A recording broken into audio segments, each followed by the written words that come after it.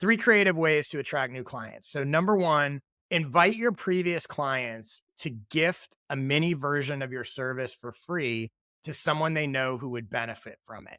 This is basically like a testimonial on steroids. So, let's say your typical coaching service is a 3-month coaching package. Go to someone that's done that, that had a great experience, and say to them, hey, as a thanks, I'm doing a free one off coaching call. Anyone you think would be helpful for it, you can give it to them as a gift. And what you're doing is so that person's going to go, number one, it's great for they're going to be like, oh my God, that's so cool.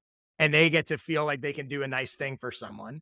They're going to give it to the person that they think is most likely to find what you do valuable. So they're doing the sort of finding the right person for you. And then when they do it, that person that you do the call with is not only getting a free call, they're getting a free call with the sort of stamp of approval of their friend who was like, I worked with John and he was amazing. Yes, you have to put in a little time to do the free call, but there's a high likelihood that person's going to find the call valuable and that they're a very warm candidate to potentially become a client. And a high percentage of those will probably convert. So that's the first thing that you can try. The second thing is you can offer a one-time free version of your service so people can sample it. And so what I mean, there's a couple different ways to do this, right? So one is you could just do a free group coaching call. Your coaching is usually one-on-one. You could go, you know what? On this day, I'm going to go on Zoom. Everyone's invited. You can ask me questions. We can do whatever. And it's just designed to give people a taste. And so they can get a taste live, but also you record that video, you post it, and now you have a resource that people can show what you do. In many ways, this podcast is a showcase for me. You can see how I work with people, how I think, how I talk about stuff. And it works in that context. It's why this show is primarily people interviewing me and not me interviewing other people. I don't want to showcase their expertise. I want to showcase my expertise. So you can do a sort of free one-off group coaching call like that. But here's an even more clever example or way to do it.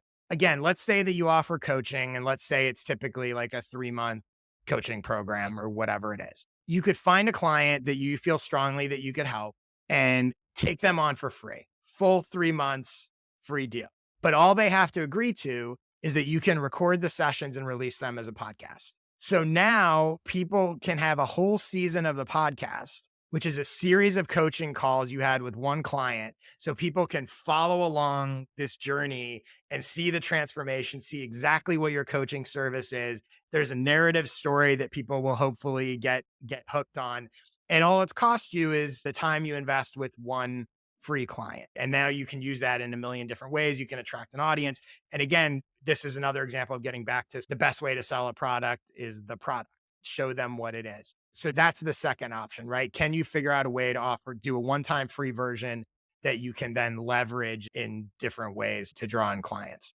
Then the third creative way to attract new clients is create a show where you interview potential clients. So this is awesome if you know the types of people that you want, but you have trouble getting to them. So you're like, I want CEOs of these types of companies, but what am I going to do? I'm just going to send them a cold email and be whatever. What they're going to ignore that. But what they're not going to ignore, or what most of them won't ignore, is the opportunity to be interviewed. So for example, let's say your dream clients are agency founders, then create a podcast or a newsletter where you interview agency founders. And in your own mind, this is not about, you don't care about growing the audience. It's nice, it helps, whatever. What it's about is an excuse to get one-on-one interactions with potential clients. And you can literally make a list. You could sit down, you could go, here's 100, not types of people, but here's 100 specific people that I would want to be clients. And I'm going to create a show and I'm going to email these 100 people and say, hey, I would love to interview you for this show. And you're not pitching your services. You're not doing any of that. What you're doing is it's like a networking ploy, right? You're getting in front of them. You're interviewing them. You're learning about them. They're flattered to be interviewed, whatever. Maybe on the show, you're asking them about their struggles, their problems, their whatever, right?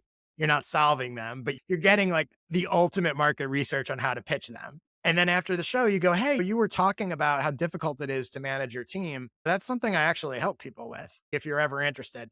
So I guarantee you, if you reach out to 100 of those people, 10 to 20% are going to say yes, maybe more, especially depending if it's people that haven't been interviewed a lot. Like everyone's flattered, but people want to hear from them. And of those 10 or 20, a couple of them are probably going to become clients. Yes, it takes a little time and effort, But if you can identify the types of people that you want, it can be really effective.